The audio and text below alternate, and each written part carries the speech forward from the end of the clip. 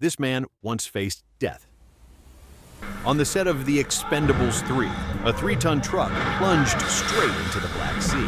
Jason Statham was trapped inside, metal twisting, water rising. Everyone thought he was gone, but he survived. That moment raised a far deeper question. How did a former national diver become the embodiment of unstoppable action? Weren't you on the British diving team? I was on the British team for almost 10 years.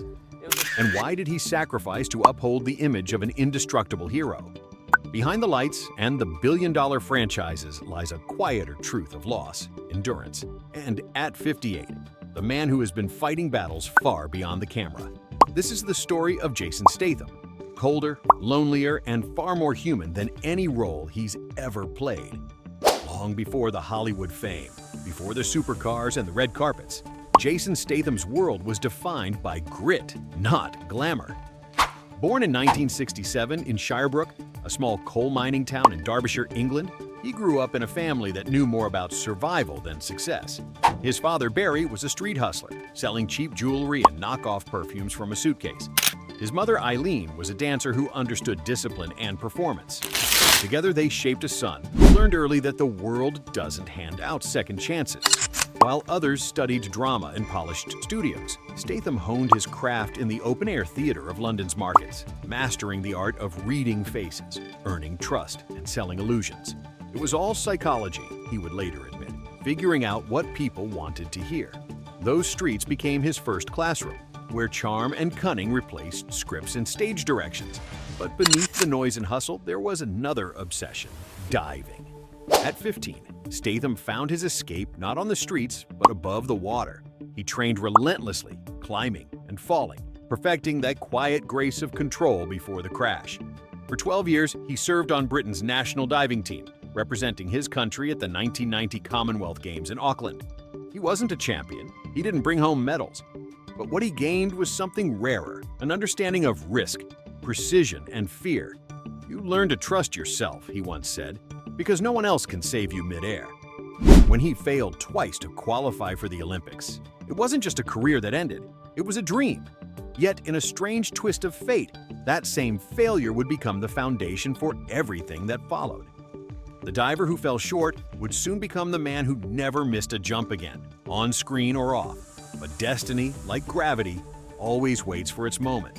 And for Jason Statham, that moment was about to arrive, disguised as a scam.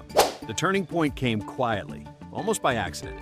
After years of selling trinkets on the streets and picking up modeling jobs to pay the bills, Statham caught the attention of an ambitious young filmmaker named Guy Ritchie. The meeting was unplanned. Ritchie was looking for authenticity, not an actor. He wanted someone who understood the rhythm of London's underground, someone who could sell a lie as if it were the truth. So he tested him. Ritchie placed a piece of cheap jewelry on the table and said, "Sell it to me." Statham didn't hesitate. Within minutes, he had convinced Ritchie to buy it, using the same sharp wit and confidence that once drew in strangers at street corners. By the end of that conversation, he wasn't a hustler anymore. He was cast in Lock, Stock, and Two Smoking Barrels. The film exploded across Britain. Critics called it raw, fast, and magnetic, and so was Statham. His next collaboration with Ritchie, Snatch, cemented his image as the embodiment of British toughness. He wasn't polished, he wasn't trained, but he was real. Hollywood noticed. In 2002, he stepped into the driver's seat as Frank Martin in The Transporter. It was the perfect marriage of his athletic past and street-smart instincts. The precision of a diver met the control of a stuntman. The result was electric. The film became an international success and spawned 2 sequels. For the first time, Statham wasn't playing a supporting role. He was the face of a new kind of hero, one who didn't need a cape or a catchphrase, just his own fists. Through the next decade, he built an empire of motion and violence. Crank the Mechanic, The Expendables, Fast and Furious. Each title made him larger than life. By the mid-2000s, his films had generated billions worldwide. He became a brand of his own, a synonym for relentless precision and physical credibility. Yet behind the success, a quiet transformation was happening. The discipline that once drove him upward was now chaining him to an image that demanded perfection. The world saw him as invincible, but no one asked what it cost to maintain that illusion. For every leap he performed on camera, there was a silence waiting off screen. And that silence, soon enough, would be broken by tragedy. However, even the strongest metal eventually bends. What the world saw was Jason Statham, the stoic, fearless titan of modern action cinema. What they didn't see was the man underneath, quietly unraveling. The same discipline that built him into an icon was now consuming him, and the cracks in the armor were beginning to show. Long before the headlines spoke of stunts gone wrong and near-death experiences, the real collapse had already started, in private.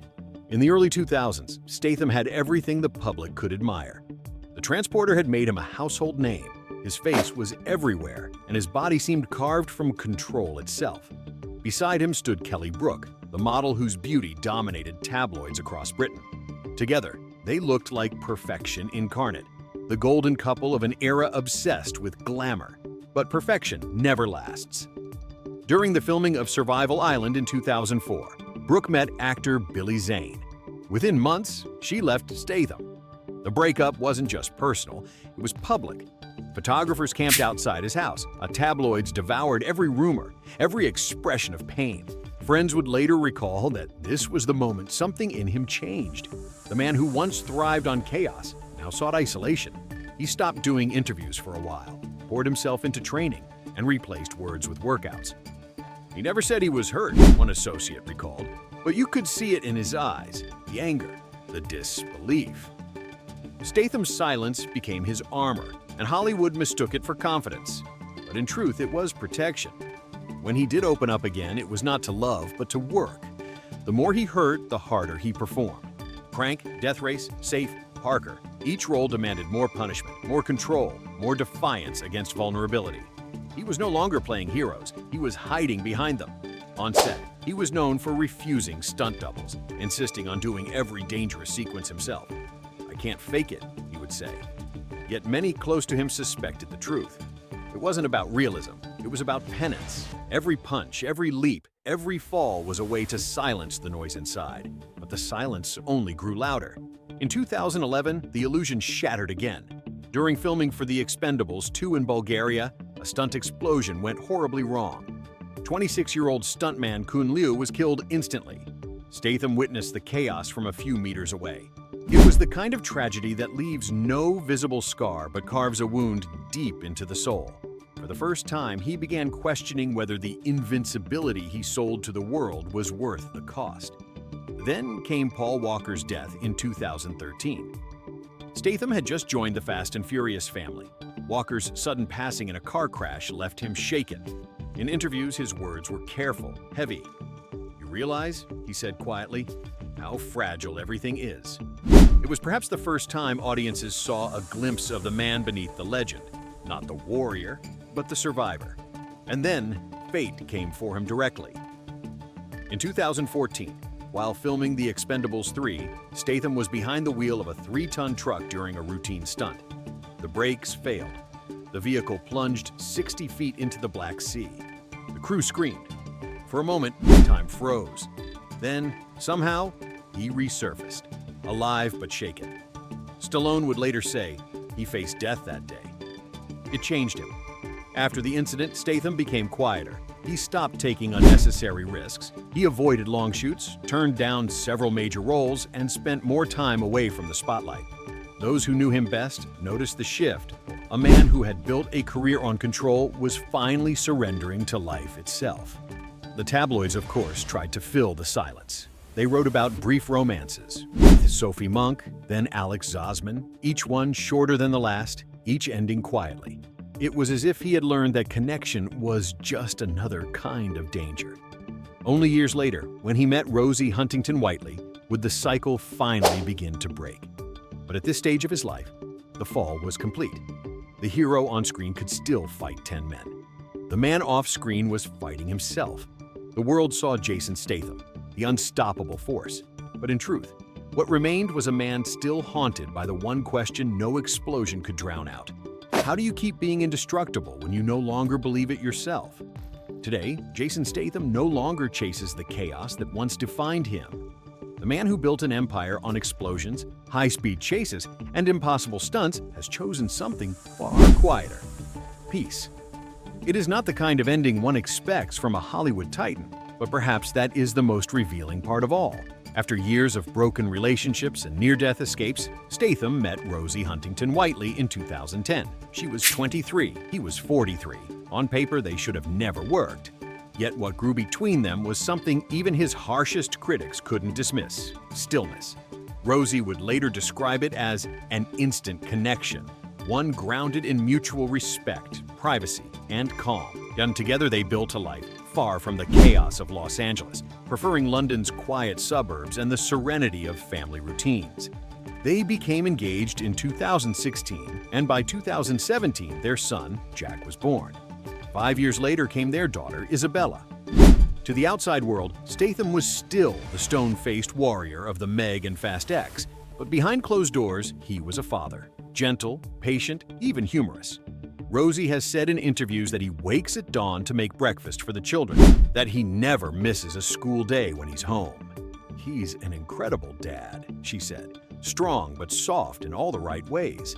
This quiet chapter of his life has no explosions, no billion-dollar franchises, no headlines screaming his name. But it might be the first time Jason Statham has truly been in control. The discipline that once drove him to punish his body is now spent protecting his peace. He works less, chooses scripts carefully, and surrounds himself only with those who value him as a person, not a product. Yet, even in this calm, the past still lingers. When he speaks in rare interviews, there's a weight in his words, the memory of near misses, of lost friends, of the cold water of the Black Sea closing around him. He no longer tries to outpace it. He simply accepts it. Perhaps that is the final lesson of a man who has done everything except die trying. That real strength is not in defiance, but in surrender. For Jason Statham, the greatest role of his life was never on camera. It was learning to live fully, quietly, and without fear of breaking again. In the end, Jason Statham's story is not about invincibility. It is about survival. The man once defined by explosions and adrenaline has learned that the greatest victory is not walking away from danger, but from the need to prove himself. He has lost, he has loved, he has nearly died, and yet he stands, quieter, wiser, and more human than ever. Behind every scar is a lesson. Behind every fall is a choice. He no longer dives into chaos to feel alive, because life itself, in its simplest form, is enough. From Shire Brook's cold streets to the calm of fatherhood, Jason Statham has done what few action heroes ever do. He has found peace. And perhaps that is the final twist. The man who could never drown has finally learned how to float.